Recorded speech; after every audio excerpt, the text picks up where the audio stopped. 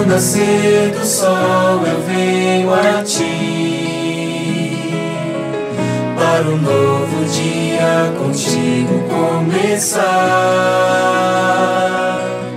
Sempre estás a me esperar e me ofereces teu poder e amor, e como servo me entrego ao meu Senhor.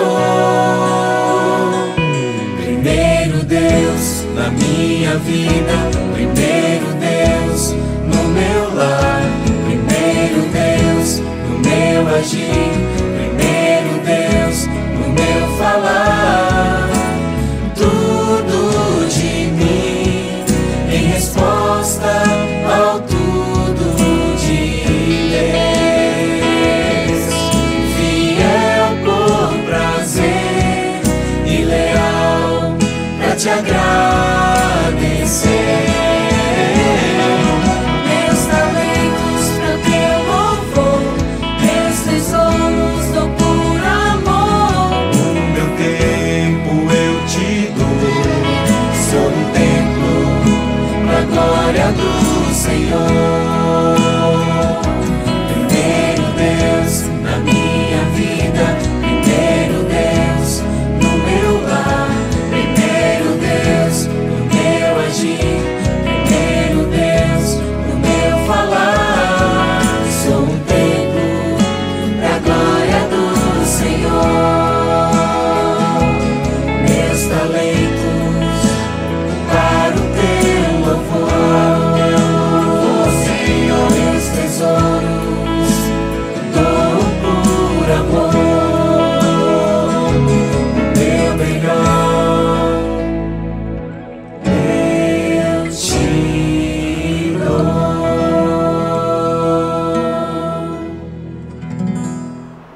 Olá, bom dia a todos. Sejam todos muito bem-vindos a essa reunião agora na parte da manhã na casa de vocês. Que Deus conceda o Espírito Santo a cada um de vocês e que as bênçãos de Deus estejam sobre a sua família. Eu queria convidar nesse momento para nós fazermos essa meditação e antes disso vamos falar com Deus. Curvemos nossas frontes e falamos com Deus neste momento. Querido Deus, nosso querido Pai que está nos céus, louvamos a Ti, Senhor, pela oportunidade que nos dá mais uma vez abrir Tua palavra. Cuida de nós, Senhor, cuida do Teu povo. Abra a nossa mente, o nosso coração para entendermos a meditação de hoje. Perdoa os nossos pecados, esteja conosco, hoje e sempre, em nome de Jesus. Amém.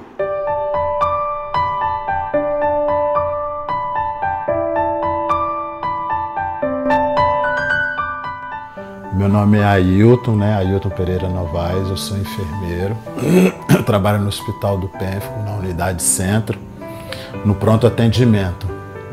Segundo meu irmão, meu estado, que ele me contou, quando eu, nesse período aí de 20 dias que eu estava na UTI, eu fiquei 14 dias com o tubo, no respirador. Aí depois eu tirei o tubo e aí teve a necessidade de fazer uma traqueostomia, que eu fui para o centro cirúrgico. E lá eu peguei uma bactéria resistente. E o meu rim parou, eu tive que fazer hemodiálise 17 dias. E meu estado era gravíssimo. Foi um total de 45 dias. 20 dias na UTI e 25 dias de enfermaria. Os companheiros que trabalhavam no hospital, que trabalham no Hospital do Pênfigo, que me conhecia, passava por mim e balançava a cabeça e falava assim, só um milagre para poder sair. É porque eu estou de bigode, não dá para ver, mas eu tenho marca do cadarço amarrado, que ficou assim em mim. Tem os 7 buracos marcados em mim, dos catéteres e do dreno. E teve até um médico mesmo, que depois eu conversando com a Kiele, a minha chefe, ela falou, conversando com ele falou assim, só Deus para poder salvar ele, só um milagre, ele tá mal. E graças a Deus, com as orações dos irmãos, dos amigos, tinha muita gente orando por mim. Uma das coisas que mais assim me tocou foi o amor de Deus por mim. Porque tudo na nossa vida, tudo na nossa vida existe uma parte que você faz e a outra que Deus faz por você. as duas se unindo, acontece um milagre. Só que nesse sentido aí, eu não fiz nada, foi tudo Deus que fez por mim. O amor dos irmãos, dos amigos, né? E vinha assim me ajudar em questão financeira, alimentar, enfim. E eu não pedi nada. Foi os amigos, os irmãos que se moveram. Deus moveu a situação. Eu saí muito sofrido do hospital, eu tinha mais de 90 quilos, né? Eu perdi aí, eu saí com 59, eu perdi mais de 30 quilos de uma vez só, muita massa magra eu perdi. Mas do demais, a anemia já acabou, meu rim voltou a funcionar normal, não tem mais problema nenhum. Então eu só tenho a agradecer a Deus, louvar o nome dele sempre.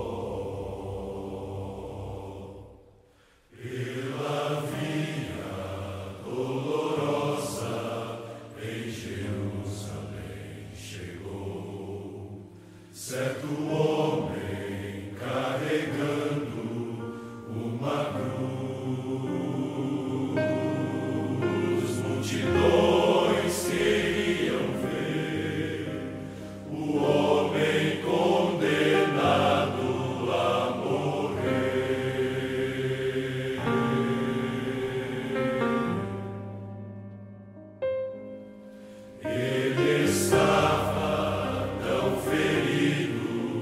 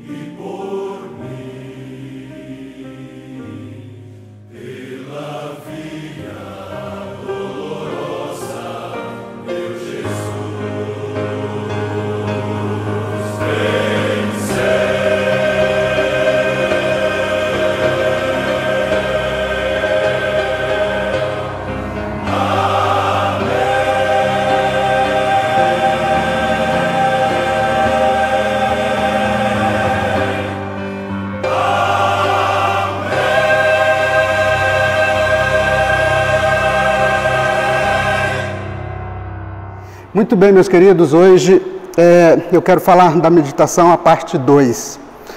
E o texto de hoje está no livro de 2 Crônicas, capítulo 20. Mas antes de abrir a Bíblia, eu gostaria de comentar com vocês o seguinte. Como que você faz sua meditação todos os dias? Você pega a sua Bíblia, abre e lê 2, 3, 4 capítulos, faz o ano bíblico, chega no mês de julho, já acabou. Como é que você faz essa conta? Eu queria contar para vocês o seguinte. Quando eu comecei a estudar a Bíblia, eu achei muito importante essa questão da leitura diária da Bíblia. E eu achei que é uma prática muito boa para você pegar a Bíblia e você ler toda a Bíblia de Gênesis a Apocalipse. E eu fiz isso umas 3 vezes. Na 4ª vez que eu fui ler a Bíblia, eu já comecei a ler pelo Novo Testamento, o livro de Mateus, e terminei no final do Novo Testamento. Terminei Novo Testamento, fui para o Velho, comecei em Gênesis e terminei no final. O que acontece? Eu percebi que é muito bom você fazer esse tipo de meditação, mas quando você para você ler um texto, você lê o texto e depois você lê o mesmo texto, você lê um verso e medita nesse verso, eu acho que você tem um aprendizado muito bom e você ganha muito mais em relação ao conhecimento do que você lê a Bíblia toda. Não estou falando para você não ler a Bíblia toda. É claro que é importante você ler, mas eu queria falar para você aqui, no estudo diário, o método de estudar versículo por versículo é muitas vezes mais eficaz. Tome um versículo, leia, concentre o Espírito neste versículo e depois você vê a vontade de Deus para a sua vida neste versículo. O que acontece muitas vezes é que quando nós pegamos a Bíblia ou um livro, a Bíblia não é igual um livro que você pega, vamos dizer, um livro de estudos, ou você quer um livro de filosofia, um livro de enriquecimento espiritual, você vai pegar e vai ler a história. Não, a Bíblia é diferente. A Bíblia é Deus falando com você. É Deus falando com você. E aí, quando você vai manusear os capítulos, lendo diretamente, como eu falei para você, no começo eu fiz o cálculo.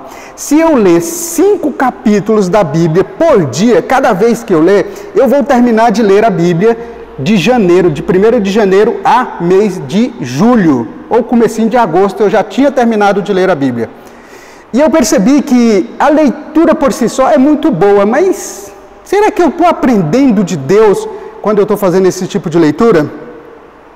E no livro Educação tem uma passagem que diz assim: uma passagem estudada assim, versículo por versículo, até que sua significação seja clara, é de muito mais valor do que o manuseio de muitos capítulos sem nenhum propósito definido em vista e sem nenhuma instrução positiva obtida.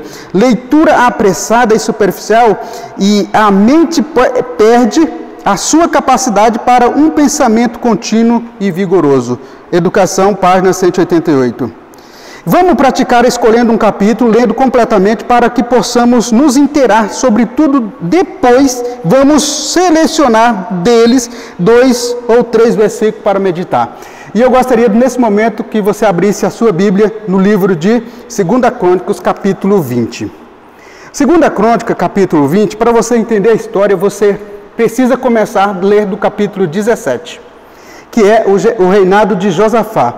Mas vamos meditar apenas no capítulo 20 e apenas 3 versos desse capítulo. Claro, caso você queira ler, você vai ler toda essa história, mas comece a ler do capítulo 17, você vai ter uma compreensão melhor. No capítulo 20, no verso 6, vamos ler o seguinte: orou, eu estou lendo na versão internacional, e orou, Senhor, isso Josafá fazendo uma oração. Senhor Deus de nossos antepassados, não és tu que está nos céus? Tu dominas sobre todos os reinos do mundo. Força e poder estão em tuas mãos, e ninguém pode opor-se a ti. Agora é o seguinte, quando você lê esse tipo de leitura, aqui é uma oração que Josafá fez, porque ele estava enfrentando neste momento uma guerra. E ele não tinha capacidade para vencer a guerra. Ele não tinha soldados, ele não tinha guerreiros, ele não tinha pessoas suficientes para enfrentar a guerra. A guerra era contra os moabitas e os amonitas. Então o que ele fez? No capítulo 6 ele fala, Josafá, capítulo 20, verso 5, ele faz assim: Josafá levantou-se da Assembleia de Judá e de Jerusalém, no templo do Senhor, na frente do pátio novo, e orou. Foi o verso que eu li. Ele orou. E aí o que acontece? Por que nesse momento ele orou? Você já fez a pergunta? Quando a gente faz as perguntas, quando a gente está lendo a palavra de Deus e começa a fazer pergunta, por que Josafá proclamou? Por que ele orou naquele momento? Em sua oração pública, por que ele falou coisas para Deus que Deus já sabia? Às vezes, quando nós fazemos essas perguntas, nós entendemos melhor a leitura do versículo e o que Deus quer dizer para nós. Agora eu queria ler com você o verso 9. O verso 9 desse mesmo capítulo. Já lemos o verso 6. Qual é o desafio para que nós podemos aprender melhor a palavra de Deus? O que você entende quando você lê? Será que quando você ler o capítulo inteiro, você pegou a mensagem essencial para o estudo ou a meditação desse dia? Uma boa maneira de você fazer isso é começar a fazer pergunta como eu fiz aqui. Por que ele fez isso? Será que era o momento dele orar? Porque ele orou diante do povo, diante do templo, né? Agora sim, quando você lê um verdadeiro conhecimento da Bíblia, só se pode obter pelo auxílio daquele Espírito pelo qual a palavra de Deus foi dada. O Espírito Santo. Nenhum de nós vamos compreender a Bíblia quando lemos superficial, sem um estudo, sem oração, sem falar com Deus. No livro de Atos, eu gosto muito desse versículo. No livro de Atos, no capítulo 5, eu vou ler aqui esse verso porque eu acho ele importantíssimo. Livro de Atos, capítulo 5.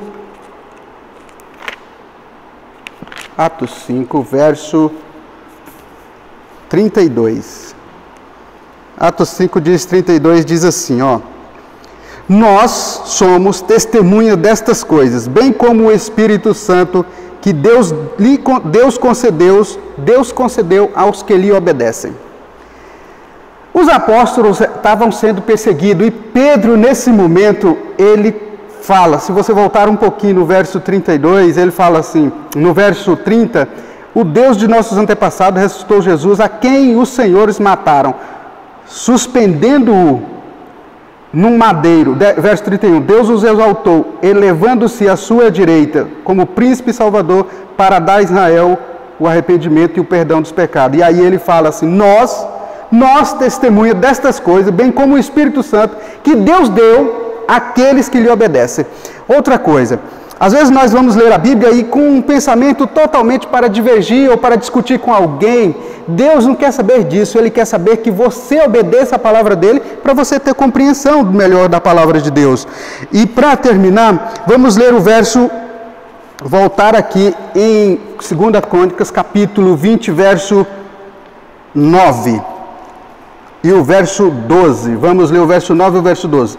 Se alguma desgraça nos atingir, seja o castigo da espada, seja a peste, seja a fome, nós nos colocaremos em tua presença diante deste templo, pois ele leva o teu nome, e clamaremos a ti a nossa angústia, e tu nos ouvirás e nos salvará.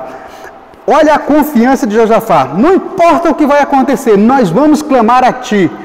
Não importa a peste, a praga, o que vai acontecer, nós vamos clamar ao Senhor diante deste templo e ele fala assim, Deus nos ouvirá. O verso 12 ele fala assim, o nosso Deus não irás tu julgá-los. Não irás tu julgá-los, pois não temos força para enfrentar esse exército imenso que vem nos atacar. Não sabemos o que fazer, mas os nossos olhos voltam para ti. Isso é demonstrar a confiança em Deus. Não importa o que você está passando hoje, não importa a sua vida, de quem os seus parentes estão passando, seus amigos, mas entrega a Deus e confia nele. O que aconteceu nesse dia será a vontade de Deus. Claro que nós temos as nossas escolhas, mas Deus nos guia e faça com que nós sejamos vencedores por meio do Espírito Santo, que nos deu aqueles que lhe obedecem. Que Deus abençoe você esse dia maravilhoso, que Deus conceda o teu dia, um dia de luz, um dia de bênção, para que você seja um vencedor.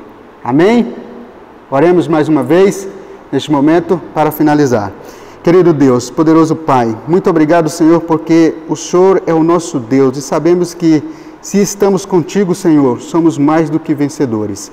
Esse dia será um dia vencedor para cada um de nós. Esteja conosco hoje e sempre, em nome de Jesus. Amém. Que o Senhor te abençoe e te guarde. Que o Senhor faça resplandecer seu rosto sobre ti e tenha misericórdia de ti.